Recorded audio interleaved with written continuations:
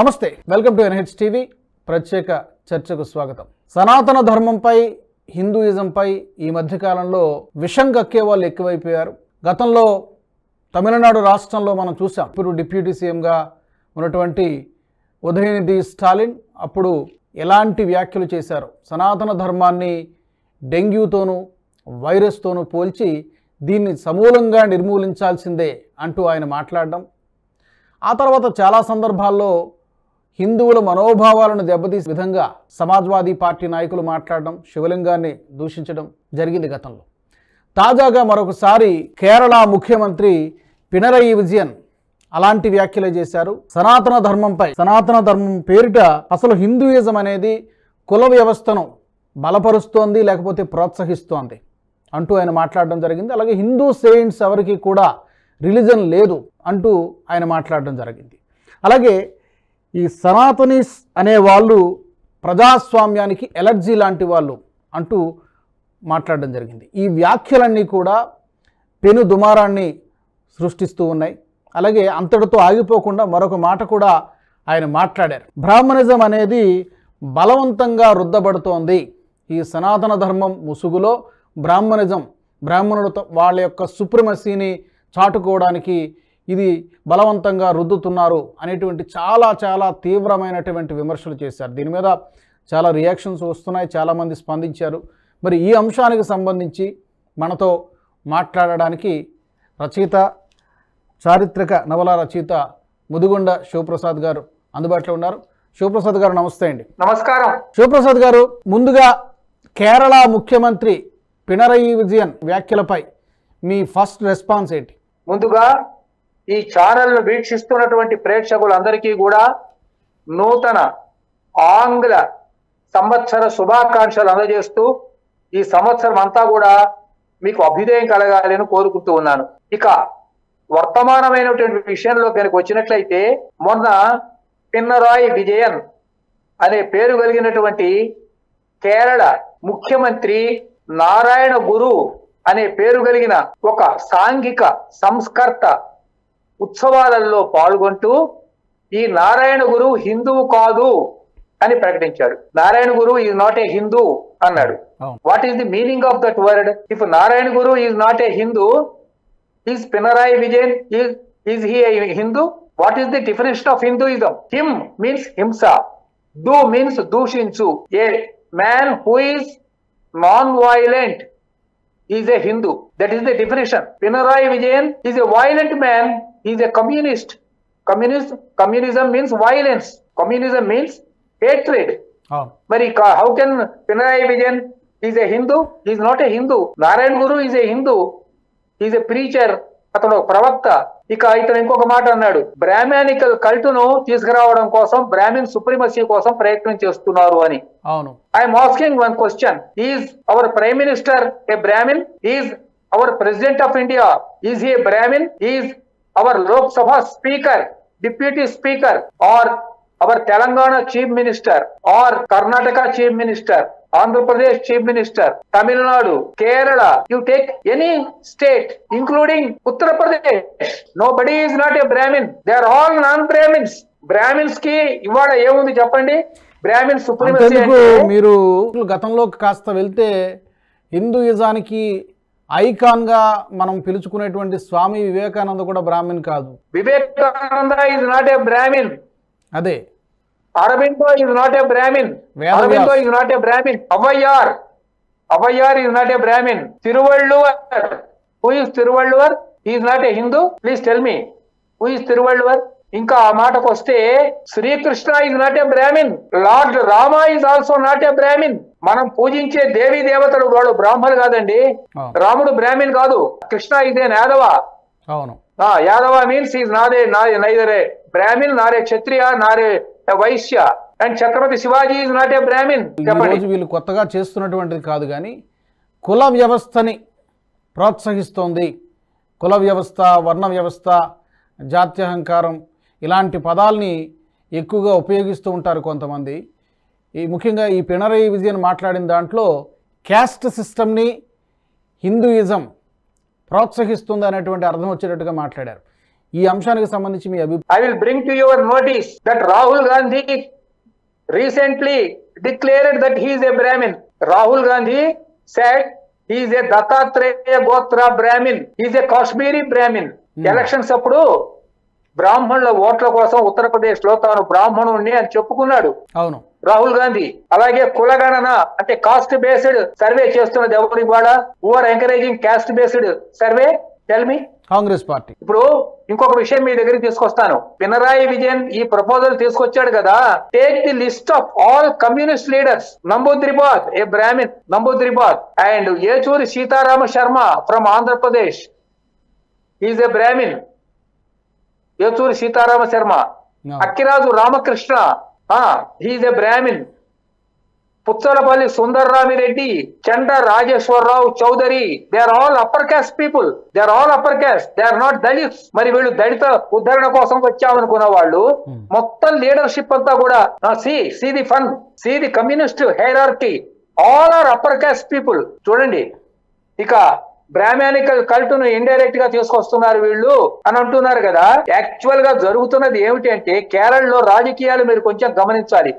ఇంతకాలం కూడా అక్కడ క్రిస్టియన్ ఓట్లు, తర్వాత ముస్లిం ఓట్లు, a chunk of Muslim votes communist are getting. అక్కడ ముస్లిం మల్లాపురం, వాయనాడ్ ఇవన్నీ కూడా ముస్లిం కాన్సన్ట్రేటెడ్ ఏరియాస్. అక్కడ ఐఎస్ ఉగ్రవాదులు ఉన్నారు, ముస్లిం లీగ్ వీళ్ళందరూ ఉన్నారు. ఈ ఓట్లన్నీ ఇప్పటి వరకు కూడా కమ్యూనిస్టులకు పడుతూ ఉండేది. వాళ్ళందరూ కమ్యూనిస్టులు డిస్టెన్స్ చేశారు. నౌ ఏమైంది, మన వాయనాడులో ఏమైందో మీకు తెలుసు కదా. రాహుల్ గాంధీ గెలిచాడు, రాహుల్ గాంధీ తర్వాత ప్రియాంక గాంధీ గెలిచింది. అంటే ఏమైంది, ముస్లిం ఓట్స్ అన్ని కూడా కాంగ్రెస్ వెళ్ళిపోతున్నాయి. So they want to appease Muslims. Muslim appeasement కోసం they are criticising Hindus, Hinduism. That is the strategy of Pinarayi Vijayan. To appease Muslims and Christians, he is spitting venom on Hinduism. That is the strategy. Fortunately or unfortunately, communists have lost their base in Andhra Pradesh, in Tamil Nadu, in Telangana, in Bengal, in Tripura, everywhere. Almost ఇవాళ CPI అన్నటువంటిది ఇది ఎన్నికల commission recognise చేయలేదు CPI పార్టీని. It has lost its recognition symbol. CPM మాత్రమే ఉంది, ఒక regional party. అది కూడా నెక్స్ట్ ఎలక్షన్స్ పోతుంది. కేరళలో నెక్స్ట్ ఎలక్షన్స్ సిపిఎం ఉండదు. ఇక్కడ only the fight will be there between Congress and BJP. ఎందుకంటే ఒకనాటి స్ట్రాంగ్ కమ్యూనిస్ట్ లీడర్స్ అందరూ కూడా, వర్కర్స్ అందరూ కూడా కేరళలో వదిలిపెట్టేశారు. కమ్యూనిజాన్ని వదిలిపెట్టి అక్కడ బీజేపీ క్యాడర్ గా చేరుతున్నారు. This is the recent estimation. ఇలాంటి కామెంట్స్ గనక, సనాతన ధర్మం మీద చేసినటువంటి కామెంట్స్, ఈ తరహా కామెంట్స్ గనక వేరే రిలీజన్ మీద, వేరే మతం మీద చేసి ఉంటే పరిస్థితి ఎలా ఉండేది? ఊరుకునే వాళ్ళు ఊరుకుంటారండి. వీళ్ళు హిందువులు పడుతున్నారు కాబట్టి వాళ్ళు తిడుతున్నారు. వాళ్ళు ముస్లింలను తిట్టగలరా? తిట్టాలని కాదు దీని అర్థం, ఈ వాక్యానికి అర్థం గో అండ్ అబ్యూజ్ ముస్లిమ్స్ అని కాదు. వాళ్ళు ముస్లింలు క్రిస్టియన్స్ తిట్టగలరా? కేరళలో మీకు చిన్న ఇన్సిడెంట్ చెప్తాను. కేరళలో అభయ హత్య కేసు అని ఒకటి జరిగింది. అభయ హత్య కేసు, చిన్న అమ్మాయి ఏదో ఇంటర్మీడియట్ చదువుకుంటున్న పిల్ల. ఆ పిల్లని కొత్తూరు థామస్ అండ్ షెఫీ అని ఇద్దరు క్రిస్టియన్స్ కలిసి చంపేశారు. బండతో మొత్తి బావిలో పడేశారు ఆ అమ్మాయిని. ఆ కేసు 30 సంవత్సరాలు నడిచింది. త్రీ డెకేడ్స్ ఆ కేసు నడిచింది. Most black mark in the history of Kerala. మరి దాని గురించి వీళ్ళు ఎందుకు మాట్లాడలేదు? పోనీ తమిళనాడులో పాల్ దినకరన్ ఉన్నాడు. పాల్ దినకరన్ హ్యూమన్ ట్రాఫికింగ్ అంటే ఆడపిల్లల్ని విదేశాలకు అమ్ముతుండేవాడు అతను, పాల్ దినకరన్. మరి ఉదయనిధి స్టాలిన్ పాల్ దినకరన్ ఎందుకు విమర్శించలేదు? Only on Sanatana Dharma. Why they are criticizing? Sanatana Dharma అంటే వసుదైవ కుటుంబకం అని చాటిన ధర్మం కదా. సనాతన ధర్మ ప్రీచుడు వసుదైవ కుటుంబకం. ఇంకం సత్ విప్రాహ బౌధా వదంతి అంటే ఉన్న సత్యం ఒకటే. పండితులు రకరకాల పేర్లతో పిలుస్తుంటారు. అందరూ కలిసి జీవిద్దాం, సంగచ్చధ్వం, సంవదధ్వం, సంభోమనాంసి జానతాం అని ప్రీచ్ చేస్తున్నటువంటి హిందూయిజం ఎక్కడ? మనుషుల్ని డివైడ్ చేయండి, క్లాస్ వార్, ఉన్న వాళ్ళ మీద లేని వాళ్ళందరూ తిరుగుబాటు చేసి వాళ్ళందరినీ చంపేయండి. రకరకాల కులాలతో దళితుల్లో మళ్ళీ మాల మాదిగా ఇట్లా వర్గ విభేదన చేయండి. దళితుల్లో మళ్ళీ కోయ, చెంచు ఇలా రకరకాల పేర్లతో మళ్ళీ అర్బన్ అండ్ రూరల్ రకరకాల పేర్లతో సమాజాన్ని విచ్ఛిన్నం చేయండి అని ప్రీచ్ చేస్తున్నారు. వీళ్ళు ఎందుకు చేస్తున్నారంటే actually they are China chaprasis. They are on the payroll of China. Again, I shall repeat this word. They are paying, China is paying for these people to divide India into pieces. ఎవరికి? భారతదేశాన్ని విచ్ఛిన్నం చేయడం కోసం China వీళ్లకు huge amounts, పెద్ద పెద్ద మొత్తాలు, millions and billions. ఎవరికంటున్నారు? Congress ఎవరు పే చేస్తోంది? చైనా నుంచి UAE మొన్న పట్టుబడ్డారు కదా కేరళలో. ఆ ఎంబసీ నుంచి వీళ్ళకి డబ్బు వచ్చింది. కేరళలో మీకు ఆ కేసు వినే ఉంటారు. ఈ కేసు నడిచింది, ఎంబసీలో పట్టుకున్నారు. 2 years బ్యాక్ నడిచింది. పెద్ద పెద్ద అమౌంట్స్ వీళ్ళకి చైనా నుంచి వస్తున్నది టు డిస్ట్రాయ్ ఇండియా. ఇండియాని ఇప్పుడు ఎట్లయితే రష్యాలో చిన్న చిన్న దేశాలు విచ్ఛిన్నమైపోయినాయో రష్యా, అట్లా ఇండియాలో ఒక్కొక్క స్టేట్ ని ఒక్కొక్క సపరేట్ కంట్రీగా డివైడ్ చేయాలి అని చైనా భావిస్తున్నది. ఇది పినరాయి విజయన్ మాట కాదండి. This is Jinping's strategy. This political strategy. ఇక్కడ బ్రాహ్మిన్స్ ని తిట్టినట్లయితే, వేదాలను తిట్టినట్లయితే, ఇక్కడ హిందూయిజం నశించిపోతే easily they can conquer India. That is the strategy of Pinarayi Vijayan. అయితే కేరళ ప్రస్తావనే వచ్చింది కాబట్టి ఈ మధ్య కాలంలోనే మీరు కూడా చూసే ఉంటారు వార్తల్లో. కేరళ గురించి మాట్లాడుతూ నితీష్ రానే మహారాష్ట్ర మంత్రి కేరళలో రాహుల్ గాంధీ, ప్రియాంక గాంధీ గెలిచారంటే కారణం కేరళ ఈజ్ మినీ పాకిస్తాన్. ఉగ్రవాదులు వాళ్ళ వెంట ఉన్నారు కాబట్టి వాళ్ళకి అంత ఘన విజయం లభించింది, ఘన విజయం సాధించారు. ఉగ్రవాదులతో వాళ్ళు పొత్తు పెట్టుకున్నారు, ఉగ్రవాదులే ఆ పార్టీకి ఓట్లు వేస్తారంటూ కొంచెం ఘాటైనటువంటి మాటలే మాట్లాడారు. ఈ వ్యాఖ్యలు మీరు సమర్థిస్తున్నారా, ఏకీభవిస్తున్నారా? It is 100% correct. It is 100% correct. It is factually correct. ఎందుకంటే అక్కడ PFI అనే ఒక టెర్రరిస్ట్ ఆర్గనైజేషన్ ఉంది. PFI, people's front of India, అదొక టెర్రరిస్ట్ ఆర్గనైజేషన్. ముస్లిం లీగ్ ఇంకొక టెర్రరిస్ట్ ఆర్గనైజేషన్. అక్కడ ఈ ఆర్గనైజేషన్స్ మీదనే ఇంతకాలం కమ్యూనిస్టులు ఆధారపడి వాళ్ళ ఓట్లతో అధికారంలోకి వచ్చారు. వాళ్లే ఇప్పుడు ప్రియాంక గాంధీని, రాహుల్ గాంధీని గెలిపించారు వాయనాడ్ లో. మల్లాపురం అని ఒక ఏరియా ఉంది, మల్లాపురం. వాళ్ళు they want a separate state, అదొక డిస్ట్రిక్ట్ అన్నమాట. మాకు సపరేట్ కంట్రీ కావాలి అని అడుగుతున్నారు Muslims. Like Pakistan, it is a Kerala is a mini Pakistan. Kerala is a mini Pakistan. It is true. Accept this reality. అదో తప్పే ఉందండి. చాలా మంది అతని కామెంట్స్ మీద చాలా దుమారం చెలరేగింది. చాలా ఆయన వాస్తవం చెప్పాడు. ఆయన చెప్పింది వాస్తవం, అందులో అబద్ధమే ఉంది. దుమారం రేగింది అంటే పొలిటికల్ పీపుల్ రాజకీయాల్లో ఓట్ల కోసం ఎన్నో అవస్థలు పడతారు. కానీ కేరళలో ఇన్నాళ్ళు కూడా జరుగుతున్నది ఏమిటంటే దేవాలయాల మీద దాడి చేస్తున్నారు, దేవాలయాల మీద దాడి చేస్తున్నారు. తమిళనాడులో ఏం జరిగింది? అదే జరిగింది, దేవాలయాల మీద దాడి జరిగింది.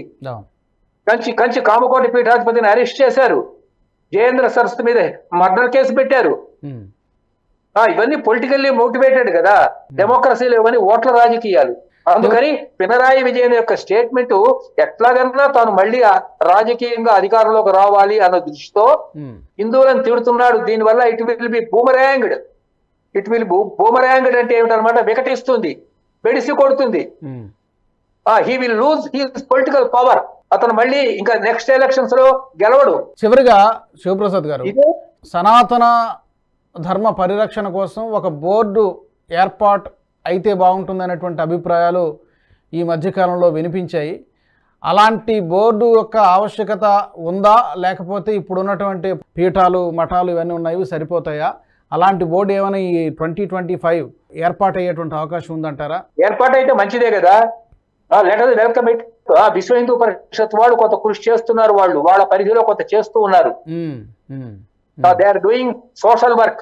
మన వాయనాడులో వరదలు వచ్చినప్పుడు ఆ వరదల్లో ప్రియాంక గాంధీ లేకపోతే రాహుల్ గాంధీ వెళ్ళి అక్కడ గ్రౌండ్ లెవెల్లో వాళ్ళు వర్క్ చేయలేదు.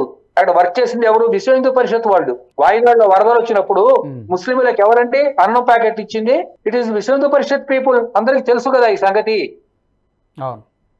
ఆ జాతి, కుల, మత, వర్గ, వర్ణ ప్రాంత భాషా విభేదాలకు అతీతంగా వాళ్ళు వర్క్ చేస్తూ ఉన్నారు కదా. కాబట్టి అలాంటి ఆర్గనైజేషన్ ఉంటే తప్పేం లేదు. ఏర్పాటు కావాలనే మనం కూడా ఆశిద్దాము. ఏర్పాటు అయితే మంచిది, ఏర్పాటు అయితే మంచిది. తమిళనాడులో, కేరళలో ఈ రెండు ప్రాంతాల్లోనూ డివిసివ్ ఫోర్సెస్ అంటే దేశాన్ని విభజించాలి, భారతదేశాన్ని విభజించాలి, నార్త్ అండ్ సౌత్ విభజన తీసుకురావాలి, ఇట్లా రకరకాల పేర్లతో ఇంటర్నేషనల్ కాన్స్పిరసీ నడుస్తోందండి. వీళ్ళకి విదేశాల నుంచి డబ్బు వస్తోంది ఈ పని చేయడం కోసం. అందుకని వీళ్ళు ఈ రకంగా మాట్లాడుతున్నారు, సనాతన ధర్మాన్ని నిందిస్తున్నారు. నిజానికి సనాతన ధర్మం అంటే వీళ్ళకి ఏం తెలియదు.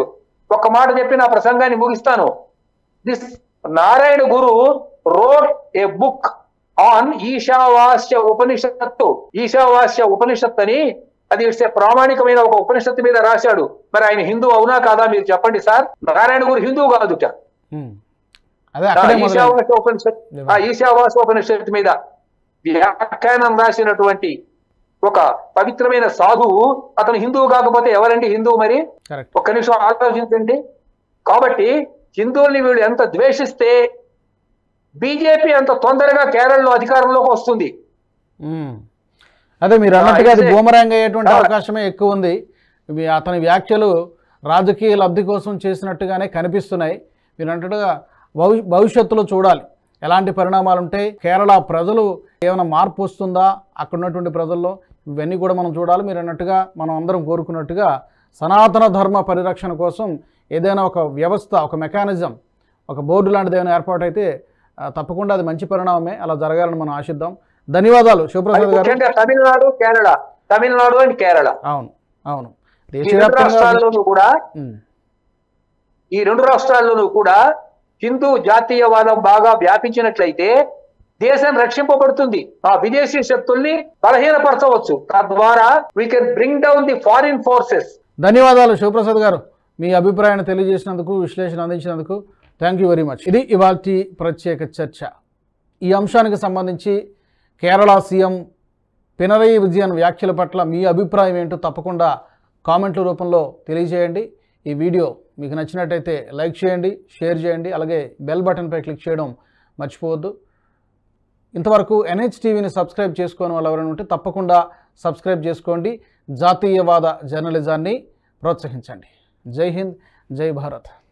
ఈ వీడియో మీకు నచ్చినట్టయితే లైక్ చేయండి, 10 మందికి షేర్ చేయండి, అలాగే కామెంట్ల రూపంలో మీ అభిప్రాయాలను మాతో పంచుకోండి. Nationalist hub group of channels ను సబ్స్క్రైబ్ చేసుకుని తెలుగునాట జాతీయవాద జర్నలిజాన్ని ప్రోత్సహించండి. ఈ వీడియో కింద ఉన్న బెల్ ఐకాన్ పై క్లిక్ చేయడం మర్చిపోవద్దు.